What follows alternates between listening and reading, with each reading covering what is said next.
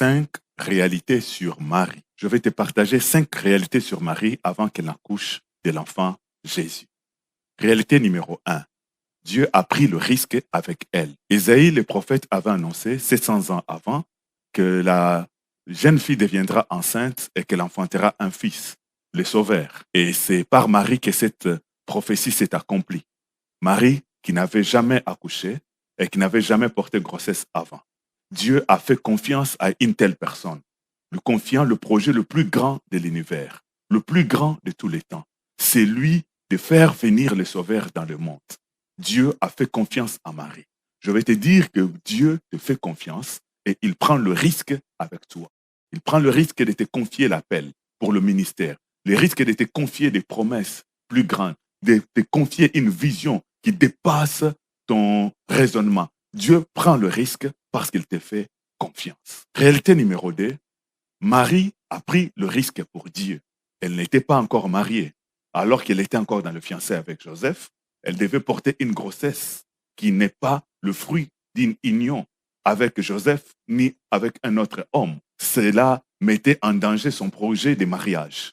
Et cela mettait en danger sa réputation au sein de la société. Mais Marie a accepté le projet de Dieu, accepté de porter cette grossesse. Elle a pris le risque pour Dieu.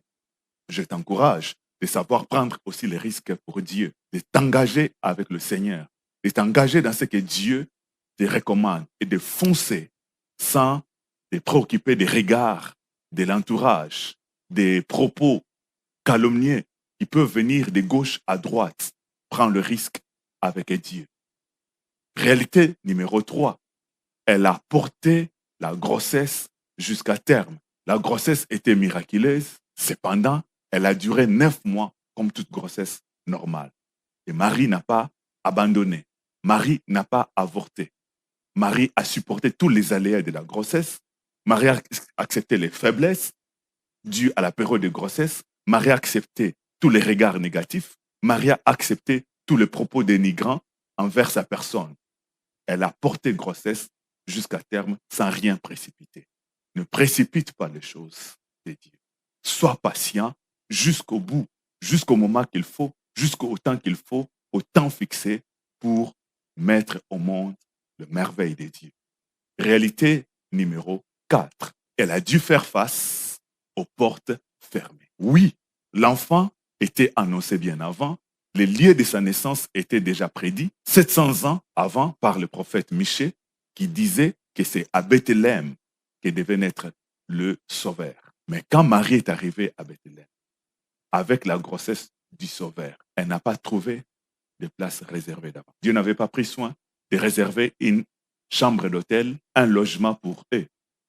Partout, on leur disait qu'il n'y a pas de place pour vous. Il n'y a pas de place pour vous. Et c'est comme ça qu'avec Joseph, ils sont allés se retrouver dans une étable. Ce n'est pas parce que les portes sont fermées que la chose ne vient pas de Dieu. Et ce n'est pas non plus parce que la chose vient de Dieu que toutes les portes s'ouvriront forcément à l'automatique. Je vais t'encourager à rester ferme, à ne pas commencer à réfléchir comme Jean-Baptiste qui pouvait dire « Es-tu celui qui doit venir ou devons-nous en entendre un autre ?»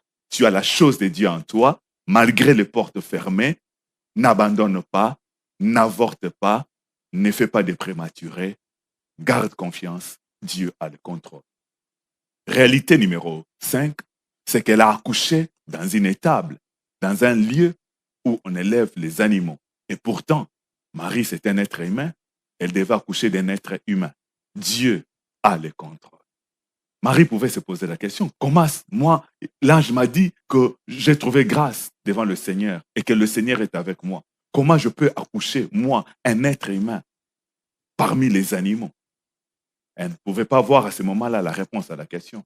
Mais Marie a reçu la réponse, sans doute, de façon claire, 30 ans après.